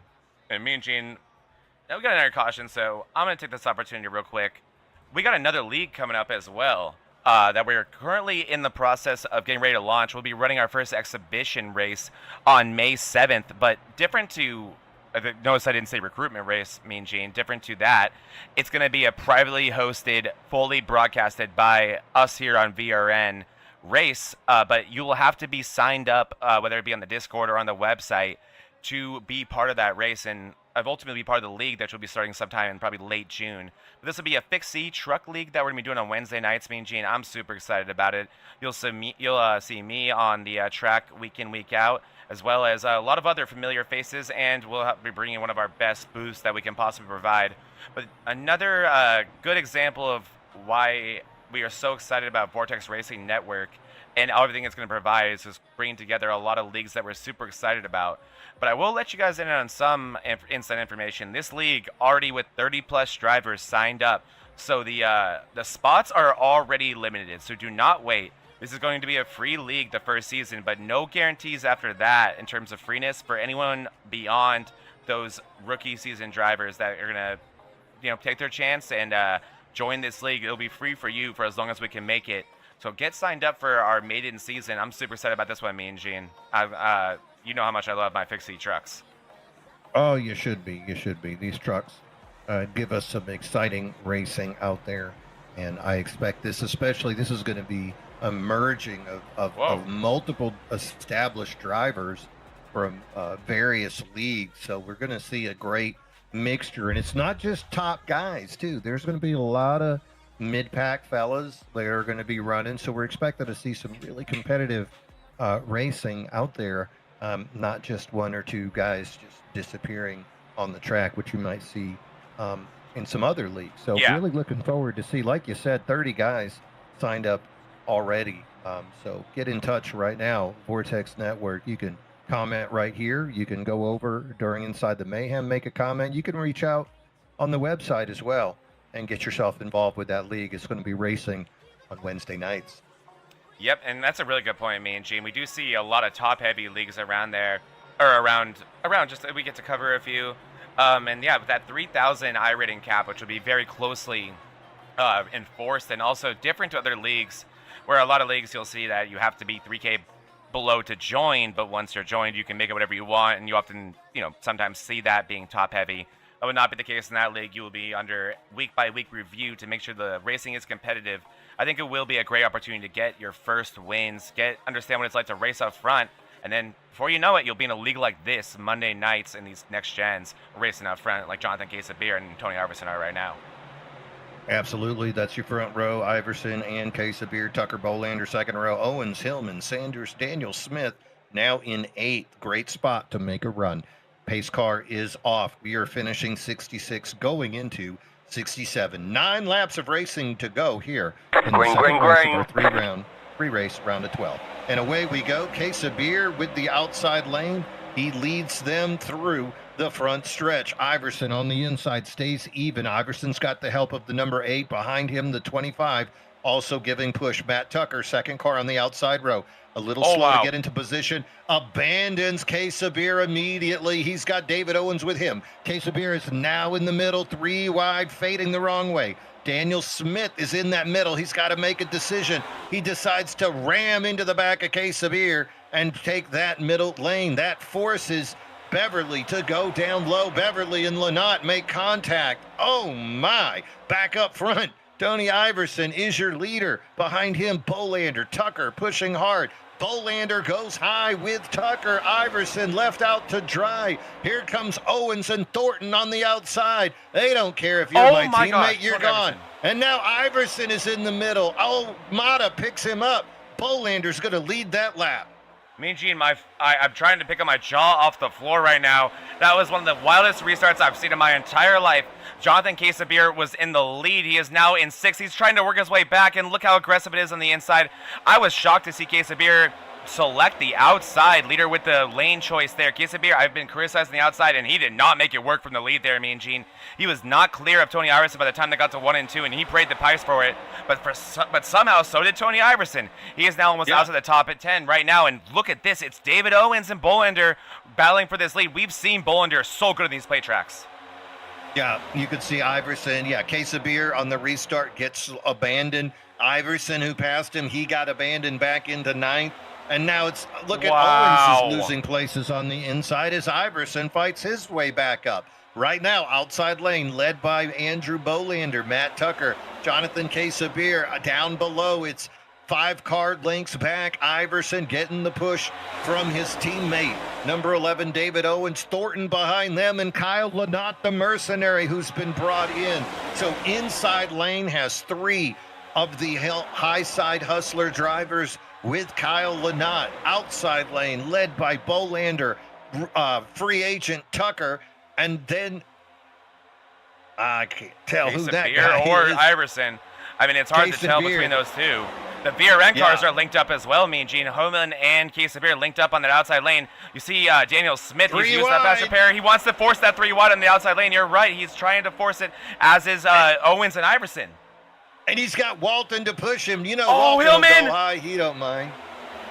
Hillman closes the gap way late. He somehow makes it work. Tony Iverson going to push him through the corner. You know he's not happy with that 08 car, but he's given the most aggressive push as possible. He said, you want to be in front of me, buddy? Well, here you go. I'm going to push you to the lead, and I don't care what happens to you. But that's going to work out on the inside. Bolander trying to make the outside work, staying committed. This is, oh my goodness, look at how sketchy these pushes are towards the back. Yeah, Novello pushed Lynott so hard, and that took all those cars. Meanwhile, up front, Alex Hillman feeling the burn of the lead. He saw his teammate Hunter Hall bail out, pull the parachute. Hillman's not that kind of driver, though. He's going to ride it up. Meanwhile, in the middle, look at Tucker going backwards now. Now look at Bolander going backwards. Hillman Sometimes leads. The front don't pay. Iverson pushes Hillman.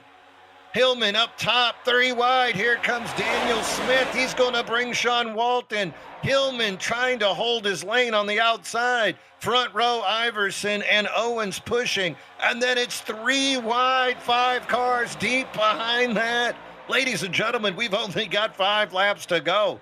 Quesabir staying committed to his VRN teammate right there of Alex Hillman. Picked him up where he needed to help the most. That Hillman could have fallen back well outside the top 10, but he shouldn't have gone low there. There's no choice there for Quesabir but to bail out and take the outside lane. And now Hillman's going to lead the inside. I'm not sure if that's what they wanted to have happen. They've been working so well together.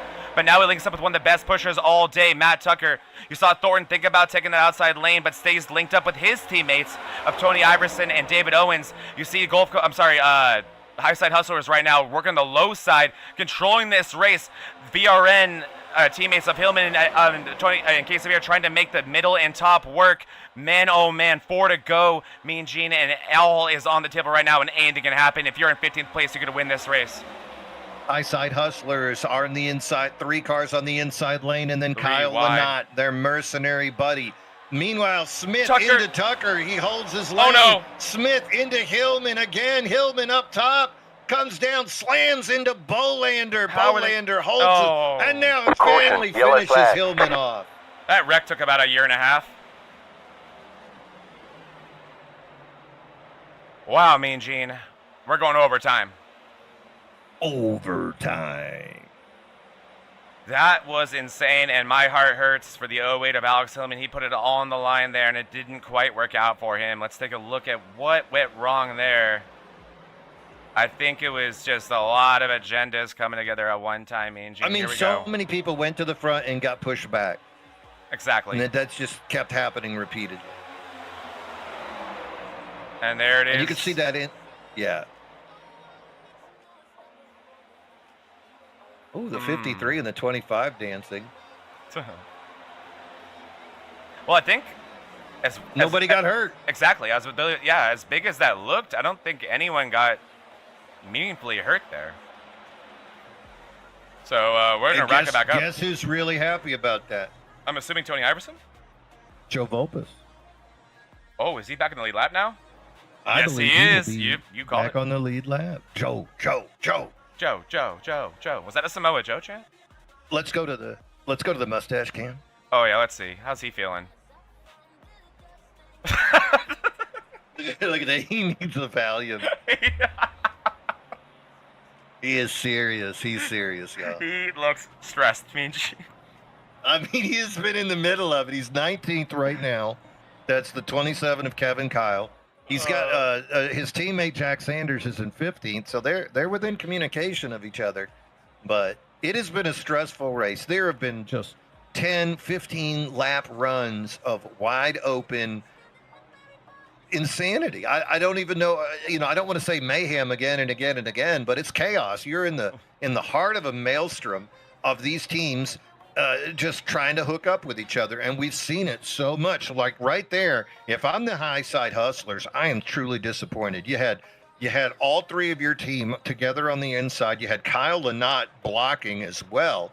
You had to feel good. Now all of a sudden, you're going to re-rack this thing for a green-white checker, knowing damn well that you could be in first at the start, and then you could be in 12th in the middle of the backstretch. We've seen that happen time and time again today, Mean Gene. Twice on one lap. Literally, I don't know if anyone besides, I don't know if anyone has led going to the restart and been inside the top 5 the next lap. It's been that unpredictable. The one thing they do have going for them is you have lane selection and you have your teammates, right? So no matter what, you're going to have to see Iverson and Owen start side by side, but you're going to see what we call the okie dokie. And there's a smile for Kevin Kyle. So I was going to say, that looked like the face of a man losing years off his life that he cannot afford. But I'm happy he's got to wiggle. He's got to do the lip thing. Exactly. And also, like, what's some that, vocal warm-up. what's that shirt, Mean Gene? I think that's a David Owens shirt. Either way, I hate it. It's either Owens or Halen, and I hate it. It's a number 11 David Owens shirt. We know he's a big David Owens fan. All right, here we go. So, front row, high side hustlers, Iverson Owens. Second row, Thornton Lynott, high side hustler, and mercenary Kyle Lynott. Third row, Sean Walton, Matt Novella. Behind them, Jack Duval, Matt Tucker. John Beverly up into 9th, good run. Jonathan Sabir, Colin Bollinger from lapped to 11th. Yeah. Insane. Is it fair to say that it's high side hustlers 1 through 4? Yeah, I would think so. They're all in a chat with each other. Are they? Yeah. Is it just those 4? Let's take a look. I'm gonna peek. Let's get the inside scoop. We're gonna go inside the mayhem. Yep. Oh, they have Iverson. No, yep. yeah. Oh, they have Buddy Yeah. Sully also. I forgot that he's Buddy's their on that guy. team. I forgot Buddy Sully's So on that it's the team. high side hustlers plus Lynott. Go down a little bit further. East Coast Alliance is filled to the brim with a bunch of people. DDI Hunter Hall by himself, all by myself. Alex Hillman, he's running with the MC Motorsports boys. Maybe I should just move Hunter Hall up there. Yeah, really. Like, Hunter, go hang out. Hunter, go hang with your friends. Go hang out with those boys. Get you a free teammate. It's shown that Hillman has had that help today. Oh, Hall just dropped. I should have done it earlier. We bullied him into it, me and Gene. Oh, God, that's what we get. I feel bad. I know. Hunter Hall doing a great job. He's actually been one of the guys I've been coaching week through week, me and Gene. And Hunter Hall showing awesome improvement week by week. And really what's so much more important than, in my opinion, than, just initial talent or whatever that is just like being a sponge and wanting to learn, not having an ego. And that's certainly Hunter Hall. Well, he definitely had some good moments here today. He did. and then it just abandon like everybody else. If you're not in a big group, you're going to get dropped, and that's what we've seen. And even when you are, because look what happened to Beer and then Iverson on the same lap, even though they have teammates, they just weren't hooked up with their boys. They are now, which makes me wonder how long will it take Sean Walton to hook up with his Mopao, guys, because right now he's up there by himself and he ain't got no friends. And that's the only way he wins this race, me and Gene, because he's got four guys. He's got Jax Duvall behind him, and Jax Duvall going to be excited to get a piece of that. Yep, he's got 4 dudes, 1 agenda in front of him. I think I've seen that move before. Here we go. Pace car is moving out of the way. We're going to be keeping an eye on Tony Iverson. This is a green-white checker situation. We do have 3 attempts at the green-white checker. This is our first attempt. Let's use them up. And I know it'll be our last. I know it, Mean Gene, for sure. Feel it in my heart. Here we go. Tony Iverson. Green. Look how tight they are. They bunch up and bam, bam. 3 wide in the middle. Though it's 3 wide, Beverly is there with Bollinger and Medina. Medina backs out, finally 2 wide. Meanwhile, up front, David Owens on the outside lane, getting a push from Kyle Lynott. On the bottom, you can see Tony Iverson getting his push from Thornton. High side hustlers, but 8 cars in that lead group right now fighting for position. Duvall, Tucker, Winfield, Thornton, Novella, Iverson, Owens, and Lynott. Iverson on the inside. Look at the outside row. Novella making his way in. Iverson wants to go high. He can't. He's stuck with Thornton. Tucker now on the outside by himself. Inside row, David Owens, Kyle Lynott in control. Matt Novella third. And then Iverson outside row falling apart and going straight backwards. Tucker with no help all the way back. Keep your eye on the 56 BG, and this is Matt Novella's moment. He's made it work. He's the only non-teammate right here. Oh no! There's a big wreck. Sean Walton's in it. I see Eric Thornton and Swingle. Oh my gosh, half the field's in this. This is gonna. Bollinger was in there. Thank God he's locked in. We're gonna stay green, Mean Gene. We got to the white flag right before that. Kyle Lynott leading Tony Iverson. Then it's going to be Owens and Novella. Novella has no help, Mean Gene, and he has teammates in front of him. Here goes Iverson, the outside. They're going to go 3 wide. And then Iverson cuts down hard in front right now. You can see Lynott in the lead. Outside lane, Novella pushing Owens. Lynott needs help. Iverson goes high, leaves Lynott out to dry. Novella, Owens side by side. Novella with momentum on that outside lane. Here comes, oh my, look at the block attempt by Owens. He is going to cause a big wreck. Duvall into the lead. Owens is on the inside. Lynott lets off for his buddies, and that's going to let Sanders get into third. And Duvall wins, Mean Gene. Jax Duvall, he was brought in to push people, and instead he says, I'm going to take this win, and I'm going to put a trophy on my pouch because I own all of y'all. Jax Duvall won in Atlanta last year. He knows how to handle a super speedway. Shows off again. I tell you what, let's just see that last little bit and keep the camera on the 23 for me. I just love the 23 when the incidents happen. Wasn't he already dead? Or that was mean to say. Yeah, he was already dead, Mean Gene. Let's keep our eye on. Okay, you just want to show the last moment. Oh, okay. Yeah, I'm sorry. We will go back to that. I'm sorry. But this will be the last moment, so this will be coming into the checkered flag here, and then we'll go back to that last wreck. Good call, you're right. We should go back to that. Here we go.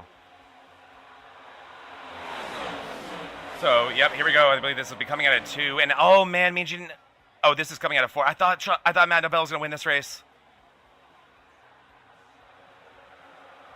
There's the turn in. Duvall, right place, right time. That's huge for David Owens, is it not? Yeah, he could have used the win right there, but that finish, especially considering that he was in second going into that, he will be content with that. Colin Bollinger going to get 17th. All right. So that will push him way back. I believe. And really disappointed. How about Sean Walton going to finish 23rd? Speaking of, Mean Gene, keep your eye on that 23 car. Here we go. Now behind him is Duvall, who wins the race. Oh, you're right. Oh no! And he got hit. Wow. Oof. Oof. Ugly, Mean Gene. Well, let's take a look at these race results. because who knows who finished it. And there's the blown engine from Jax Duval. Well done, my friend. All right, so final standings. Jax Duval is going to take the win. On the podium with him, second place is going to be David Owens. Jack Sanders, the Colonel, needed a big day, and he is going to get it. Third place. Fourth place, playoff driver Kevin What? Kyle. How did you do that? Kyle Lynott going to finish fifth. Brandon Guerin, sixth. Andrew Bolander, seven. Daniel Smith, eight. Not what he needed here today, but a top 10 will do. Joe Volpus going to finish ninth. Considering he was a lap down just 3 laps ago, he's got to be happy. And Matt Tucker is going to round out your top 10. What a roller coaster. That was an insane ending. Who would you like to talk to for your bonus interview here? I mean, because he got fourth place, I have no idea how he did it. And also because we have the camera. I mean, Jim, we got to do it, right? On cam interview. Get me Kevin Kyle. Oh, my word. That's brilliant. All right, let's see if I can find him. He looks like he's so anxious to be in this interview room right now. I'm looking at that face. He is. Look, because he's not in the waiting room. All right, let's pull him down. A loser. Kevin Kyle. God. I got you, buddy? Yeah, I'm here. Oh, man. Okay, well, first of all, how'd you finish fourth? I just pushed Jack, and I'm looking back at it, trying to see what transpired, man. But I don't know. Just hung in there and followed Jack, and then I wish I could have pushed him a little bit better through 3 and 4. We could have really had a good shot at getting more spots, but I didn't want to crash him, so I was just trying to make us finish, man. And then we followed Jack through the Red Sea. We parted the Red Sea there, I guess, man. It was gnarly. I don't even know. I don't even know. I just followed Jack. It was insane, man. And hey, I love that little Zachism, parting the Red Sea, because that is what happened there. Yeah. You had an eventful day, Kevin. I mean, you had tons of speed in that 27 car. And I pointed out before the race started, like, I called it an uncharacteristically somewhat poor qualifying effort from you from what we've seen from you in plate tracks, but it was still, like a 10th off the pole. And it didn't take you long to be up front. Yeah, it was so hard. It was so hard. Like, I was like feeling good. I'm like, all right. Like, in practice, me and Eric was fast. Eric's always fast here. Eric Thornton's always fast. And then I was just like trying to figure it out. And then Daniel pops in, and Daniel's a really great racer also. So like, I was surprised because, yeah, you're right. I usually do qualify really well, but not, 9th place. We started out in it, or 10th or mid pack, whatever. But yeah, no, it's just finding the runs and the spots, but it's just hard when, it's just keeping your lines, like when you're out to dry, it's not about coming back down the track and like messing up that line. But, yeah, I felt like I got to look at the replays. I know I put it 3 wide and was aggressive, but it's like I had to be, and I felt like I held my line a lot of the times, but I got to go. I can't say I did or not. I have to go back and look at some of the stuff and see if I owe anyone an apology, but I felt like I held my lines pretty well there, but I don't know. For my speculation, I don't think we ever put any of them on you. And I mean, one thing about you is you're consistent with your style at these plate tracks. I think anyone who's been racing with you for any extended period of time knows what to expect from you, and that was a lot of that today. But also today, you were, I mean, really the class of the field in terms of your team. But also, it felt like today was hard to link up with your teammates. What was it like towards the latter end of that race when it got absolutely crazy? Were you able to even have an agenda anymore at that point? No, it's me and Jack. I think we go with the every man for themselves, and because it just doesn't put any pressure on you as a driver worrying about your teammate. Jack's got an agenda, and I got an agenda, and if we worry too much about helping each other, it's not going to work out. But like how we did link up at the very end when it mattered, that's when because I could have gone side by side with them and maybe wrecked them or but something. But we knew, hey, this is it's like the stars aligned, and it worked out beautifully. It might have saved our postseason here. It definitely put us back up in the running. I think to have a chance to make the next cutoff, and especially from where I was at. Man, whenever I got my incident with Sean, that really set me back. And then ever since then, I was kind of on super aggressive mode. I had my fast repair the whole time. I didn't use it the whole race. I was able to repair every time I got into anything, and so somehow, man. It was an entertaining one to watch, Kevin, and thank you so much for giving us our first ever on here on MRL and what you can expect from VRN next season. Driver cam, which I saw you see. Driver cam wasn't good enough for me. I had to give you your own flavor. I mean, come on. And Saw the mustache cam. I appreciate it. It's amazing, and I'm proud of myself for spelling mustache right. I had to check afterwards. I'm like, oh, thank You God. have to check. I know. I'm really good at it because I spell it so much now in all my streams and stuff. So I think you've taught me. I think I can spell it because of you. It's like when you learn like another language from watching a TV show. That's essentially how I know to spell mustache. But great job today, Kevin. I can't wait to continue to showcase this camera, more driver cams, and thank you for being the first one to do that for us. It was a lot of fun to follow you today. And also, thanks. Yeah, I really tried to put the camera on during the many frustrating parts of your race today, and you never gave us any profanity, so you didn't even get us to demonetize. So great job with that, too. Loved having it. Anyone you want to give a shout out to before we get out of here today? Just make sure you guys talk to Jack and give him credit. Oh, for sure. 'Cause, it was his calm demeanor. I think at the end of the race and during the race that kind of kept me in check. And then there at the end, he's just like, push me, we can get him. And then sure, and we did it. So just Jack and Austin Merrow and Mason Smalley throughout the season, they've been through a lot. And this was for those guys too. We don't forget them as part of 2X Racing. And just looking forward to just me and Jack putting our names out there with the rest of the field. And thank you, Mean Gene and Zach and Buddy Solly and Joe Volpus for all the behind the scenes work you guys do. So thank you. Thank you so much, Kevin, and it was a pleasure today. And shout out, please, the rest of 2X Racing. We miss you guys more than anything. I just brought back all types of feels. Kevin, I miss those guys. Hope to see you back soon. But you guys are holding it down, and great race today. We will miss you, Kevin, and we'll see you next week, my friend. Yes, sir. Take care, guys. Boy, talk about making chicken salad out of chicken poo-poo. You know what? That guy came through strong at the end there, didn't he?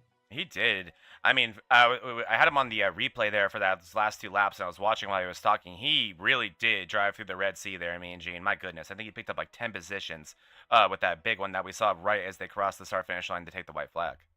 Mm-hmm. Finished 4th, but let's hit that podium now. Teammate of Kevin Kyle. We're going to talk to the number 25, Jack Sanders, the Colonel. Jack, what a run there at the end, bud. Yeah, that was incredible. That was incredible. The seas parted and my teammate was behind me, and Kevin, shout out to him. We were kind of stalled out in the backstretch, and I just told him, we're in the same chat together. I just told him to hit me hard, and we just followed all the way around, and almost got in there for the win, but I almost squeezed out Owens to get to the 2 spot, but it was coming kind of close to the line. So it was nerve-wracking but fun being on the other side of this deal. So. Well, you talk about nerve-wracking. Laps 47 through 52.